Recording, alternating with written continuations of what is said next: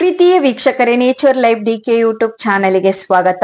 ಇವತ್ತು ನಾವು ಯೋಗ ಮಾಡುವುದರಿಂದ ನಮಗೆ ಆಗುವ ಲಾಭವೇನು, ಯೋಗ ಯಾವ ಸಮಯದಲ್ಲಿ ಮಾಡಬೇಕು ಮತ್ತು ಯಾರು ಮಾಡಬಾರದು ಎಲ್ಲದರ ಬಗ್ಗೆ ಸಂಪೂರ್ಣವಾಗಿ ತಿಳಿದುಕೊಳ್ಳೋಣ.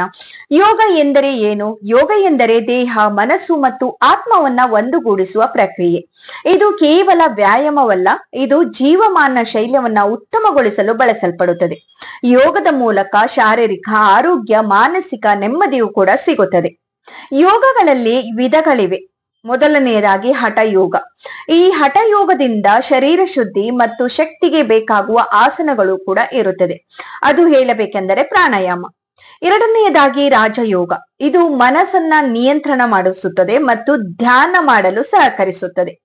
ಭಕ್ತಿ ಯೋಗ, ದೇವರಲ್ಲಿ ಪ್ರೀತಿ ಮತ್ತು ಶರಣಾಗತಿಯಾಗುವುದು.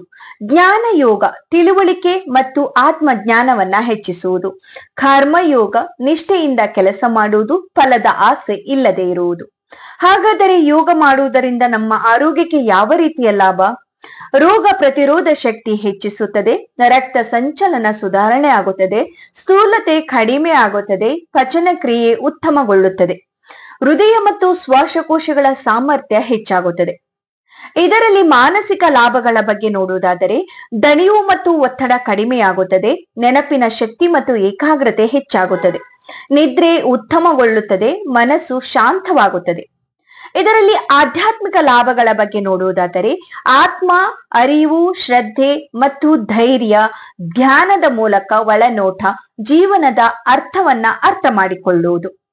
ಯೋಗ ಮಾಡುವ ಸರಿಯಾದ ಸಮಯ ಬೆಳಗಿನ ವೇಳೆ ಖಾಲಿ ಹೊಟ್ಟೆಯಲ್ಲಿ ಮಾಡುವುದು ಉತ್ತಮ. ನಿತ್ಯವೂ ಒಂದು ನಿಶ್ಚಿತ ಸಮಯದಲ್ಲಿ ಮಾಡುವುದು ಒಳಿತು. ಯೋಗ ಮುಗಿಸಿದ ಮೇಲೆ ಕನಿಷ್ಠ 30 ನಿಮಿಷಗಳ ಬಳಿಕ ಮಾತ್ರ ಊಟ ಮಾಡುವುದು. ಇದರಲ್ಲಿ ನಾವು ವಹಿಸಬೇಕಾದ ಎಚ್ಚರಿಕೆಗಳು: ಮೊದಲ ಬಾರಿಗೆ ಯೋಗ ಮಾಡುತ್ತಿರುವವರು ಪ್ರಾಥಮಿಕ ತರಬೇತಿ ಪಡೆದ ನಂತರವೇ ಮಾಡಬೇಕು. ಅತಿಯಾದ ಶ್ರಮವಿಲ್ಲದ ರೀತಿಯಲ್ಲಿ ನಿಧಾನವಾಗಿ ಪ್ರಾರಂಭಿಸಬೇಕು. ಗರ್ಭಿಣಿಯರು, ರೋಗಿಗಳು ವೈದ್ಯರನ್ನ ಸಲಹೆ ಪಡೆದುಕೊಂಡು ಮಾತ್ರ ಮಾಡಬೇಕಾಗುತ್ತದೆ. ಯೋಗ ನಮ್ಮ ಜೀವನದಲ್ಲಿ ಏಕೆ ಅಗತ್ಯವಿದೆ?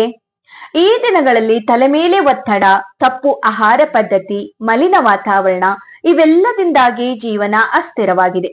ಈ ಅಸ್ಥಿರತೆಯಿಂದ ಹೊರಬರಲು ಯೋಗ ಒಂದು ಶಕ್ತಿಯುತ ಮಾರ್ಗ. ಅದು ದೇಹ, ಮನಸ್ಸು, ಆತ್ಮ ಮೂರಕ್ಕೂ ಸಮತೋಲನವನ್ನ ತರುತ್ತದೆ. ಎಂದು ನೀವು ಶುರು ಮಾಡಿದರೆ ನಾಳೆಯ ಆರೋಗ್ಯ ನಿಮ್ಮ ಕೈಯಲ್ಲಿ ಇರುತ್ತದೆ. ಯೋಗ ಮಾಡೋಣ, ಆರೋಗ್ಯವಂತರಾಗಿ ಇರೋಣ. ಪ್ರತಿದಿನ 10 ನಿಮಿಷ ಯೋಗಕ್ಕೆ ಕೊಡಿ, ನಿಮ್ಮ ಜೀವನವೇ ಬದಲಾಗುತ್ತದೆ. ಈ ವಿಡಿಯೋ ನಿಮ್ಗೆ ಇಷ್ಟ ಆಗಿದ್ದಲ್ಲಿ ಲೈಕ್ ಮಾಡಿ, ಶೇರ್ ಮಾಡಿ, ನಿಮ್ಮ ಅನಿಸಿಕೆಯನ್ನ ಕಮೆಂಟ್ ಮೂಲಕ ತಿಳಿಸಿ. ಈ ವಿಡಿಯೋ ನೋಡಿದಕ್ಕಾಗಿ ಎಲ್ರಿಗೂ ತುಂಬು ಹೃದಯದ ಧನ್ಯವಾದಗಳು.